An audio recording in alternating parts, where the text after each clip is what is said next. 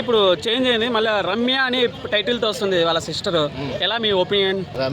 రమ్య అంటే exports and imports అంటే sir ఇప్పుడు కొత్త పేరుతో మళ్ళీ వస్తున్నారు కదా, ఎలా ఉండబోతుంది వాళ్ళ బిజినెస్? అన్ని రేట్లు పెట్టి కొంటారు ఎవరైనా?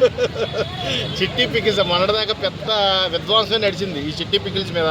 వీళ్ళ ముగ్గురు అక్క చెల్లు, వాళ్ళ క్యారెక్టర్ ఏంటో అందరికి అర్థమైంది. మళ్ళీ కొత్త బిజినెస్ తో ఇంకో అవతారం ఎత్తారన్నమాట. ఈ అవతారం కూడా సక్సెస్ఫుల్ గా రన్ చేస్తారని నాకు నమ్మకం ఉంది. ఎందుకంటే వీళ్ళు ఆల్రెడీ జిమ్ లో చాలా కష్టపడుతున్నారు అనమాట. ఆ యథ అందాలను చూపించుకుంటూ ఆ నాన్య అన్వేష్ అనే అన్నయ్య సపోర్ట్ తీసుకుంటూ మళ్ళీ కొత్త బిజినెస్ స్టార్ట్ చేశారు. ఈసారి ఏంటంటే అన్నయ్య ఏం బిజినెస్ పెట్టను అని అడిగిందంట. చెల్లి ఫోన్ చేసి, అమ్మ ఈసారి రమ్య ఎక్స్పోర్ట్స్ అండ్ ఇంపోర్ట్స్ పెట్టమ్మా, ఇంటర్నేషనల్ నేను ఉంటాను కాబట్టి నేను ఏదైనా సరే నేను చూసుకుంటాను, మొత్తం అరౌండ్ వరల్డ్ని షేక్ చేద్దాం మనం, ఇక్కడ కాదు నువ్వు అక్కడ ఒక ఇండియాకే పరిమితం కాదు, నువ్వు నాతో ఉన్నావంటే ఈసారి మొత్తం ఎక్స్పోర్ట్స్ అండ్ ఇంపోర్ట్స్ మొత్తం all over branches all over countries అమ్మా అని చెప్పాడు. అంత పెట్టి రేట్లు మళ్ళీ కొంటారా? లేదు పచ్చలు కాదు ఈసారి exports and imports, only foreign.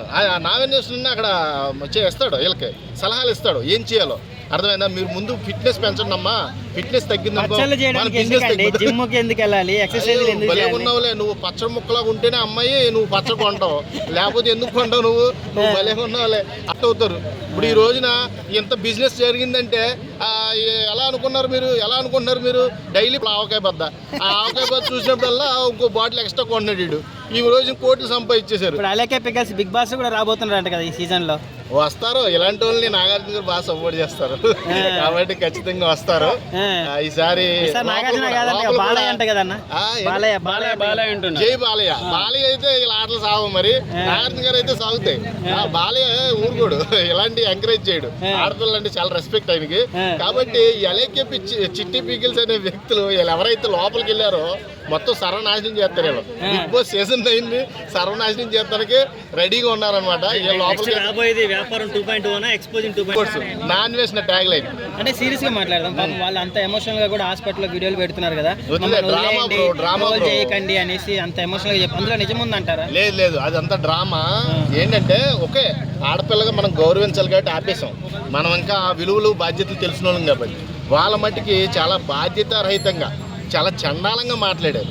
వాళ్ళ మాటలను బట్టి మీరేమంటారో, ఎంత అసభ్యకంగా మాట్లాడారు కస్టమర్తో, దాన్ని బట్టి నేనేమంటానంటే వీళ్ళని అదే అయ్యో పాపం అని జాలిపడ్డానికి అక్కడ ఆక్సిజన్ సిలిండర్ ఏమి లేదు. అర్థమైందా? మా అక్కకి మా చెల్లికి వెంటిలేటర్ మీద పెట్టారు, ఆక్సిజన్ అందట్లేదు, పెద్ద సీన్ క్రియేట్ చేశారు. ఎందుకంటే ఈ ట్రోలర్స్ నుంచి తప్పించుకోవడానికి అంతే. సర్లే పాపం లేని మనం చాలా ఆడపిల్లలు ఎలా బతకాలంటారు? ఇంత పేరు వచ్చేసింది, ఎట్లా కూడా బతకాలి, నాన్న కూడా లేరు, మరి ఎలా? అందుకే ఆపేశారు. నాన్న లేడు అన్న చూడు, అందుకనే ఆపేశారు. పాపం అమ్మ ఉంది, నాన్న లేడు, ఎందుకులే ముగ్గురు ఆడబిడ్డలో వాళ్ళ పని వాళ్ళు చేసుకుంటారు, మనకేమి ఫరక్ పడతా అన్నట్టుగా వదిలేశారు. ఫోన్లే అని పాపం జాలి తెలిసి వదిలేశారు. కానీ లేకపోతే ఈ సంవత్సరం వదిలేవాళ్ళు కదా. ఇప్పుడన్నా వదులుతారా? కుమార్ ఆంటీని వదలలేదు, నాన్ వేసిన అన్న సపోర్ట్ ఉంటే మళ్ళీ దిగుతుంది ఇది పుండు. ఆ అన్న సపోర్ట్ లేకపోతే ఇక్కడతో సద్దుమనుగుతారు. అర్థమైంది? అన్న రెచ్చగొట్టాడు అనుకో, అమ్మ చెల్లమ్మ నేను ఉన్నాను అన్నాడు అనుకో, మళ్ళీ ఇక్కడ చిచ్చు రేగుద్ది. కాబట్టి అంటే ఇప్పుడు కస్టమర్తో బాధ్యత రహితంగా మాట్లాడకుండా కొంచెం బాధ్యతగా మాట్లాడితే చాలా మంచిది. వీళ్ళు డైరెక్ట్ డీల్ చేయకుండా కాల్ సెంటర్ లాగా పెట్టించుకుంటామంటారు. అంటే వీళ్ళు డైరెక్ట్ కస్టమర్ తోటి మాట్లాడారంట ఇప్పటి నుంచి. డైరెక్ట్ అంటే ఒక పర్సన్ పెట్టుకుంటారంట, టెలికాలర్ ని పెట్టుకుంటారంట. ఓకే, ఏది మర్యాదగా మాట్లాడడం కోసం, పొలైట్ గా మాట్లాడడం, మిస్టేక్ జరగకుండా అన్నమాట. ఈసారి బ్రోకర్ పెట్టుకుంటారు అన్నమాట. కమ్యూనికేషన్ అంటే బిజినెస్ మధ్యలో ఉండే బ్రోకర్ అంటారు కదా, ఆ బ్రోకర్ పెట్టుకుని ఈసారి పచ్చల వ్యాపారం బాగా విజయవంతంగా ముందుకు తీసుకెళ్తారనమాట. Okay, well and good. కానీ మీరు చిట్టి పికిల్స్ మట్టుకు వదలరు అన్నమాట. ఫైనల్గా ఇదే కదా మీరు ఇచ్చే ట్యాగ్ లైన్. కాబట్టి మీ ఇష్టం, అది మీ బిజినెస్ మీ ఇష్టం. కానీ కస్టమర్తో ఇలాగా నువ్వు పిల్లాన్ని పెంచలేవురా, నువ్వు అలాంటి వాడురా, నువ్వు ఇలాంటి వాడురా అని మట్టికి మళ్ళీ వినపడొద్దు. వినపడిందండి ఈసారి 2 సంవత్సరాలు ఉంటుంది మీ ట్రోలింగ్లో.